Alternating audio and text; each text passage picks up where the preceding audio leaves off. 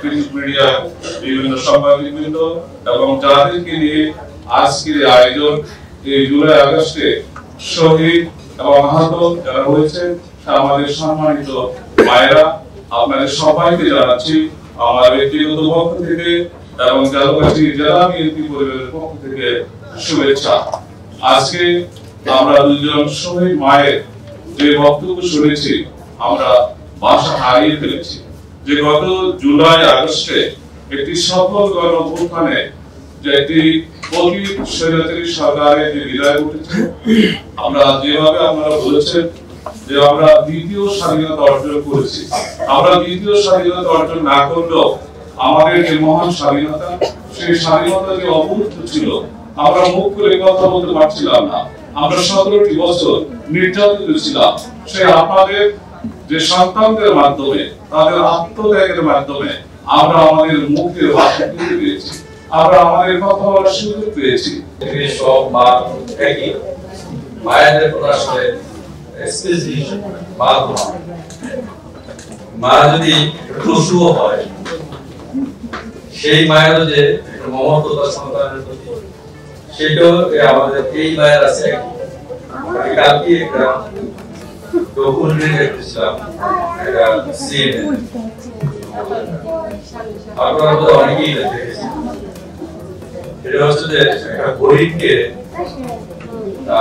কতগুলা সিংহ দৌড়াচ্ছে, হরিণের সাথে একটা ছোট্ট বাচ্চা আছে, হরিণের মাটাকে সিংহ ধরে ফেলেছে এবং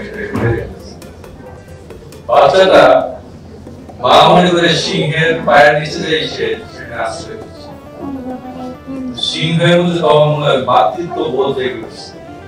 ব্যথা লাগলে কোন শব্দটা আগে আমাদের আসে? মা।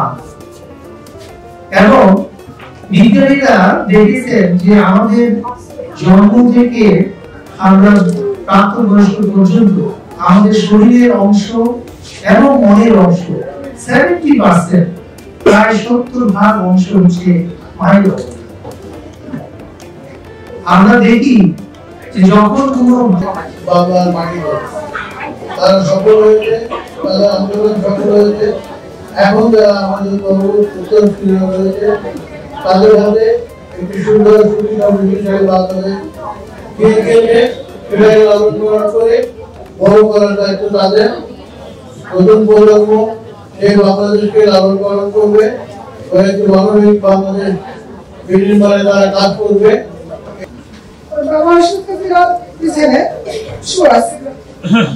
পরে বললাম কি বাবা এই কথা সবসময় মনে রাখি। এরপর তো পুরো হলো দুপুরবেলা আমার ছেলে গোসল করে নামাজে যাবে। রাত্রি ঘুমোতে পারিনি, কাছে কাছে আমার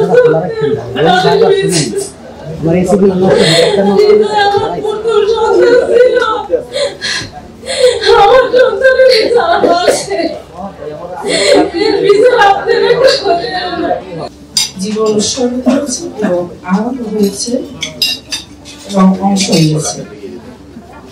আমি তাদের আত্মার মাগফিরাত কামনা করছি।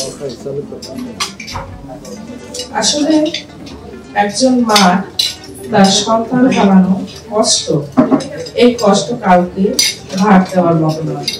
এই কষ্ট শুধু একজন মাই জানে যে তার সন্তানের সন্তান হারানো সেই কষ্টটা। সে তার বুকের ভিতর একটা সন্তান নাকি মারা গেলে বুকে একটা ছিদ্র হয়ে যায়, সারা জীবন সেই কষ্ট কাউকে বোঝাতে পারে না। আসলে এই কষ্টের ভাগ কাউকে কোনোদিন দেওয়া যায় না, শুধু একজন মায়ের যতদিন বেঁচে থাকে শুধু ওই মাই